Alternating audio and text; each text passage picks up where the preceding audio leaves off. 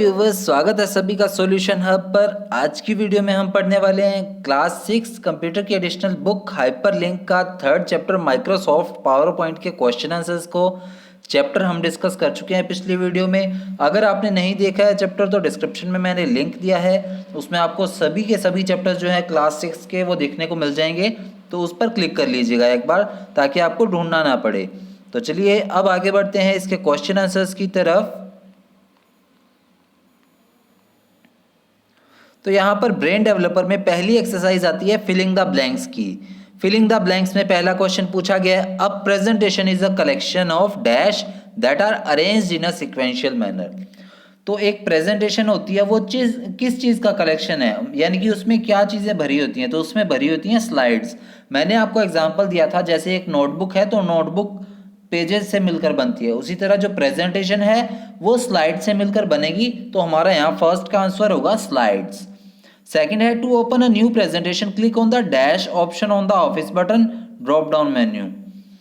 तो अगर आपको एक नई प्रेजेंटेशन ओपन करनी है तो आपको कौन से ऑप्शन पर क्लिक करना होगा?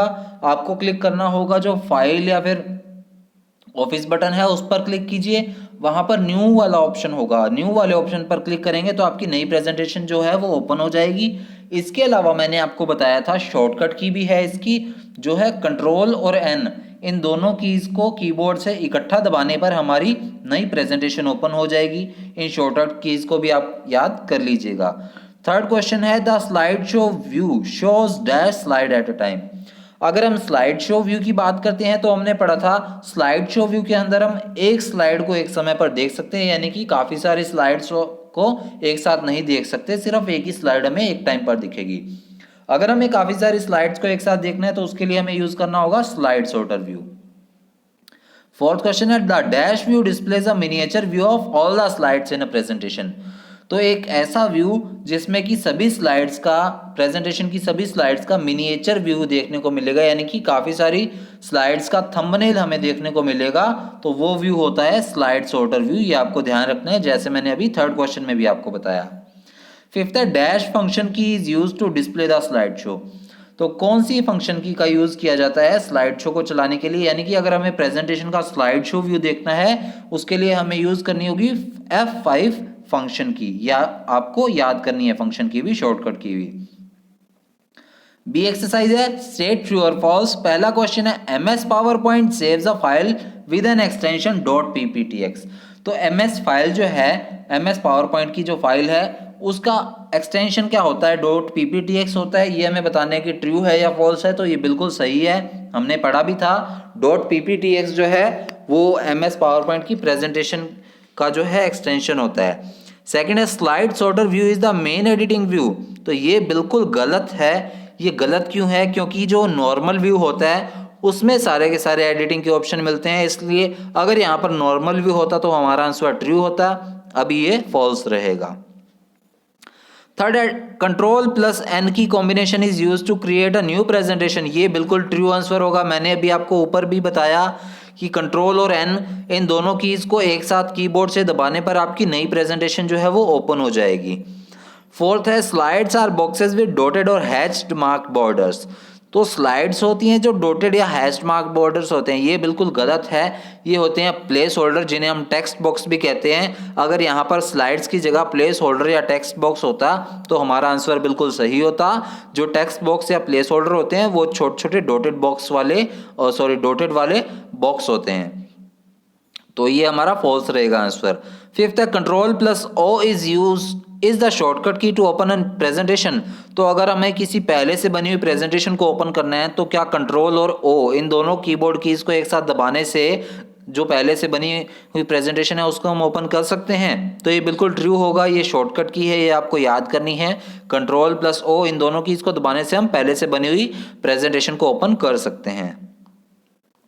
अब हमारे सामने आते हैं एमसीक्यूज। पहला एमसीक्यू है, dash key combination is used to save a file. तो अगर हमें कोई फाइल सेव करनी है तो उसके लिए कौन सी कीबोर्ड कीज को एक साथ दबाना होगा? तो उसके लिए हमें दबाना होगा कंट्रोल और एस, इन दोनों कीज को एक साथ दबाना होगा, जिससे कि हमारी जो फाइल है वो ओपन हो जाएगी। कंट्रोल और वी कीज का यूज किया जाता है प्रेजेंटेशन में या किसी भी एमएस ऑफिस की फाइल में हमें कोई भी जो डेटा है हमने कट किया है या कॉपी किया है उसको पेस्ट करने के लिए। कंट्रोल सी की कॉम्बिनेशन यूज होता है कॉपी करने के लिए फाइल्स को, ये हम 4th चैप्टर में पढ़ेंगे। सेकेंड है the default view of the slide is dash view. तो जो स्लाइड का या फिर प्रेजेंटेशन का जो डिफॉल्ट व्यू होता है जिसमें वो स्लाइड ओपन होती है, तो वो कौन सा होता है? वो होता है normal view. Slide show view के अंदर हम उसका स्लाइड शो देख सकते हैं। नोट्स पेज व्यू के अंदर हम उसके लिए कुछ नोट्स ऐड कर लेते हैं, तो हमारा आंसर यहाँ पर नॉर्मल व्यू होगा। थर्ड है dash view displays the slides on full screen. तो अगर हमें पूरी स्क्रीन पर सारी की मतलब एक स्लाइड को पूरी की पूरी स्क्रीन पर देखना है तो उसके लिए हम कौन सा व्यू यूज करेंगे? उसके लिए यूज करेंगे slide show view. Normal view के अंदर हम उसकी एडिटिंग करते हैं। स्लाइड सॉर्टर व्यू के अंदर हम काफी सारी स्लाइड्स को एक साथ देख पाते हैं, उसका एक मिनिएचर व्यू देख पाते हैं। फोर्थ क्वेश्चन है notes page is available on the dash tab. तो नोट्स पेज वाला ऑप्शन है वो कहाँ पर अवेलेबल होता है, कौन से टैब के अंदर अवेलेबल होता है? तो वो अवेलेबल होता है व्यू टैब के अंदर। इसी के अंदर व्यू टैब के अंदर ही हमें slide show, normal view, slide sorter view, ये सारे व्यूज जो है एक साथ देखने को मिलते हैं व्यू टैब के अंदर। तो ये आपको ध्यान रखना है। फॉर्मेट टैब अलग होता है, स्लाइड शो तो व्यू टैब का पार्ट ही होता है, ये आपको ध्यान रखना है। फिफ्थ जो एमसीक्यू है वो है dash are the sets of pre designed formats which include text, colour, background etcetera.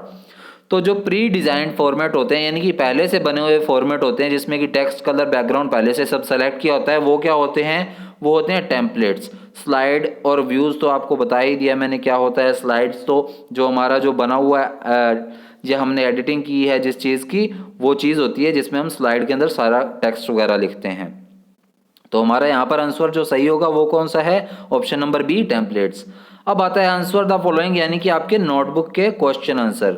पहला क्वेश्चन है इसमें what is PowerPoint, explain its feature. तो पावर पॉइंट क्या है और इसके फीचर को बताना है हमें। So Microsoft PowerPoint is a component of MS Office suite which is used to create simple and appealing presentations. आपको ये चीज़ ध्यान रखनी है, माइक्रोसॉफ्ट पावर पॉइंट है वो MS ऑफिस का एक पार्ट है, जैसे MS वर्ड, MS एक्सेल, वो भी MS ऑफिस के ही एक पार्ट हैं जिसमें कि हम काफ़ी सिंपल या फिर अपीलिंग यानी कि अट्रैक्टिव दिखने वाली प्रेजेंटेशन जो है वो बना सकते हैं। It is a powerful communication tool use to present our views and ideas effectively through visual aids. अब ये एक बहुत ही अच्छा और पावरफुल कम्युनिकेशन टूल है जिससे कि हम अपने व्यूज़ को, हम अपने आइडियाज़ को काफ़ी अच्छे तरीके से यानी कि इफेक्टिवली दिखा सकते हैं विजुअल एड्स के थ्रू, यानी कि एक वीडियो के रूप में दिखा सकते हैं। अब सेकंड क्वेश्चन आता है what do you mean bye a slide. तो एक स्लाइड से आपका क्या मीनिंग है ये बताना है। इसका आंसर है a slide is like a page in a presentation that displays brief information you want to communicate with your audience. तो एक स्लाइड क्या होती है? प्रेजेंटेशन के अंदर एक पेज की तरह काम करती है। जैसे मैंने बताया नोटबुक में पेज होंगे, प्रेजेंटेशन के अंदर स्लाइड होंगी। इसमें हम कुछ ब्रीफ इन्फॉर्मेशन यानी कि कुछ थोड़ी बहुत इन्फॉर्मेशन, खास इन्फॉर्मेशन देख सकते हैं जिससे कि हम अपनी ऑडियंस से कम्युनिकेट कर सकें या उन्हें कुछ चीज़ें बता सकें। These slides are grouped together in a sequence to form a slide show. अब ये सभी स्लाइड जो हैं एक साथ रखी होती हैं, ग्रुप बनाकर रखी होती हैं, एक सीक्वेंस में रखी होती हैं ताकि जब भी हम उनका स्लाइड शो चलाएं तो एंटर या स्पेस की के द्वारा दबाने पर हमारी फर्स्ट से सेकंड स्लाइड, सेकंड से थर्ड स्लाइड, थर्ड से फोर्थ स्लाइड जो है वो चल जाए। अब नेक्स्ट क्वेश्चन आता है हमारा what is a placeholder. तो प्लेस होल्डर क्या होता है? A placeholder is the rectangular box with dotted और hashed mark borders that holds title, body, text और ऑब्जेक्ट्स। एक प्लेस होल्डर होता है एक रेक्टेंगुलर बॉक्स या फिर एक डॉटेड या फिर हैश्ड मार्क बॉक्स जिसमें कि हम टाइटल, बॉडी, कुछ टेक्स्ट या फिर ऑब्जेक्ट कुछ भी हम लिख सकते हैं, ऐड कर सकते हैं। इन्हें हम प्लेस होल्डर्स को हम टेक्स्ट बॉक्स के नाम से भी जानते हैं, ये आपको ध्यान रखना है। फोर्थ क्वेश्चन है what do you mean by template. Template से आपका क्या मतलब है? So templates are the set of pre designed formats that include text, layout and colour scheme. Templates होते हैं प्री डिजाइंड फॉर्मेट्स यानी कि पहले से डिजाइन किए हुए फॉर्मेट्स होते हैं जिनमें टेक्स्ट, लेआउट, कलर स्कीम ये सारा कुछ पहले से सेलेक्ट किया होता है। हमें बस अपना टेक्स्ट लिखना होता है, इसमें अपने आप उसमें जो पहले से डिजाइन किए हुए चेंजेस हैं वो अपने आप हो जाते हैं। फिफ्थ क्वेश्चन है how many views does MS power point has, explain normal view.